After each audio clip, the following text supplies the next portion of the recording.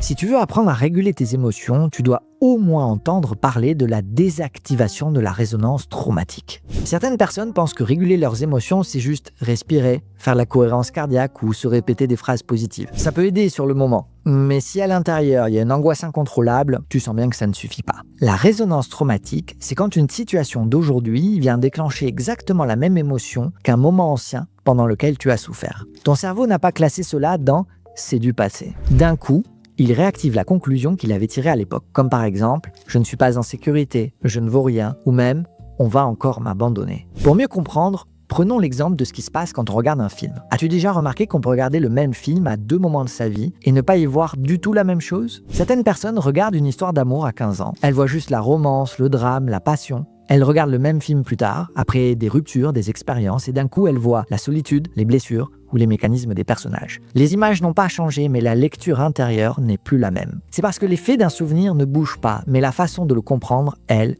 peut évoluer. La désactivation de la résonance traumatique, c'est un peu comme décider de relire un chapitre douloureux de ton histoire. Et tu n'as rien à faire de particulier. De toute façon, tu vas forcément le lire autrement parce que, depuis le temps, toi, tu as changé. Le but, ce n'est pas d'effacer le chapitre, c'est de permettre à ton cerveau de modifier certaines conclusions trop radicales. Et plus ces conclusions changent, plus tes émotions peuvent petit à petit arrêter de se déclencher aussi souvent et aussi fort pour les mêmes situations.